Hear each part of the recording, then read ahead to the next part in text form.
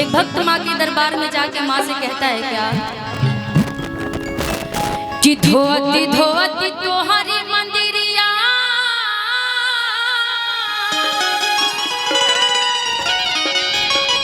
कि हथवा खियले हो वहे चिता बुनाही काहे मैया कि दया तोहराइले हो वहे तब नाही काहे मैया। एक भक्त माँ के दरबार में जाके कहता है कि माँ हर रोज मैं आपके दरबार आता हूँ, हर रोज हाजिरी लगाता हूँ, लेकिन मैया आपका ध्यान है तो कहाँ है। और इस भजनों को आप सबने YouTube के माध्यम से बड़ा आशीर्वाद प्यार दीजिए। भक्त कहता है क्या 1 2 3 4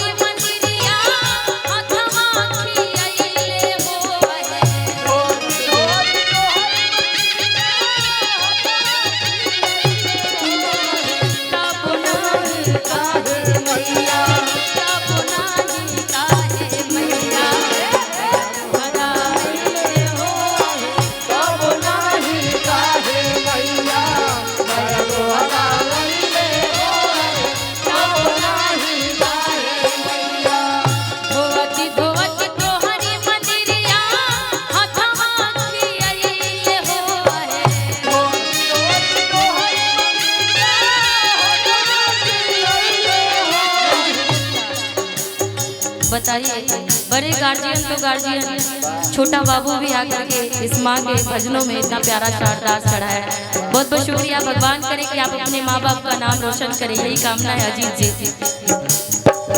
धोती धोती तोहरी मंदिरिया हथवा खियले हो वहे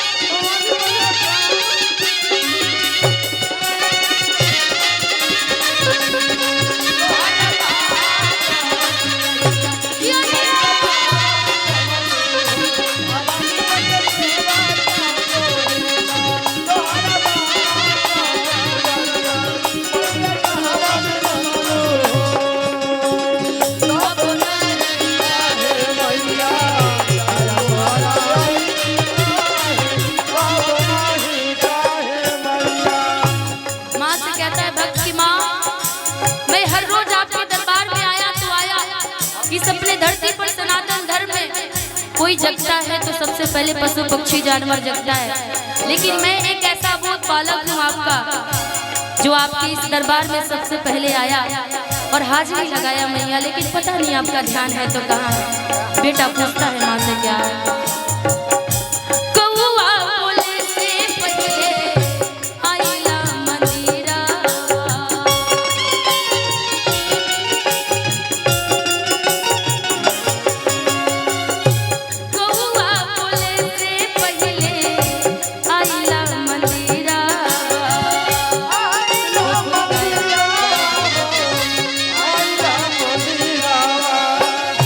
सेवा में हाजिर बाटे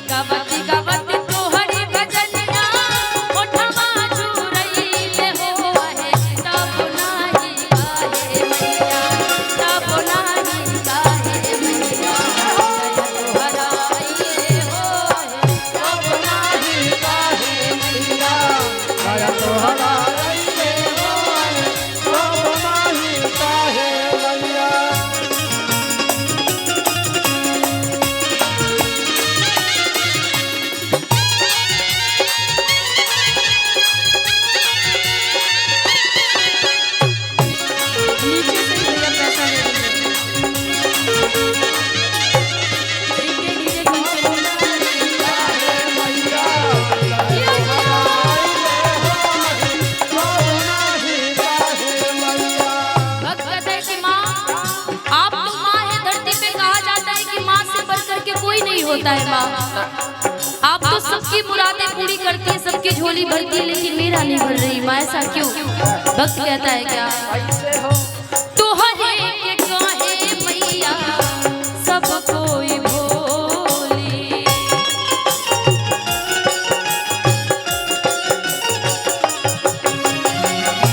तो हरे के कहे मैया सब कोई भोली,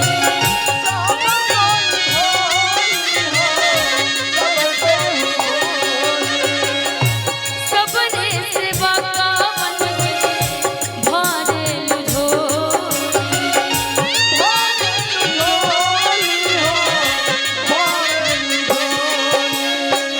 कितना ले गैया के घिउआ, कितना ले गैया के घिउआ, बात में समैले हो है, कितना ले गैया के घिउआ, बात में समैले हो है, तब नाही काहे मैया, तब नाही काहे मैया, जय तोहरा हो है, तब नाही काहे मैया, जय तोहरा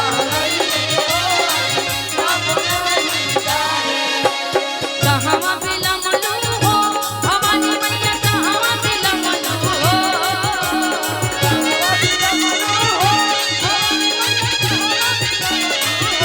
कहवा बिलमलू हो भवानी मैया, कहवा बिलमलू हो,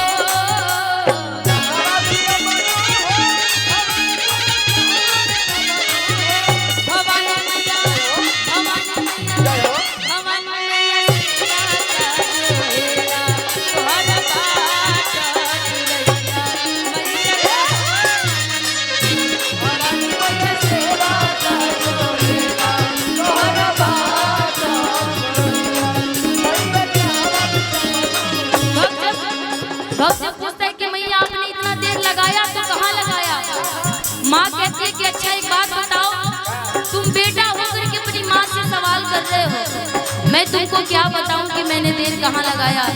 बताती है क्या, आवत में रहनी रे किससे बता लंगरा बैठले रे, आवत में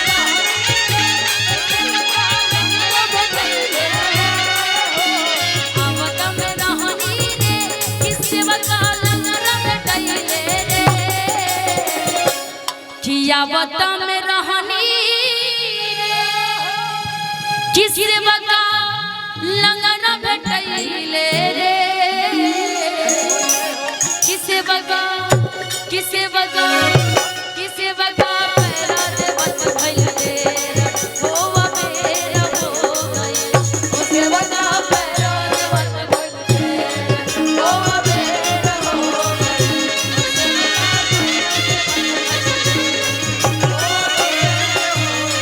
ना बोलाई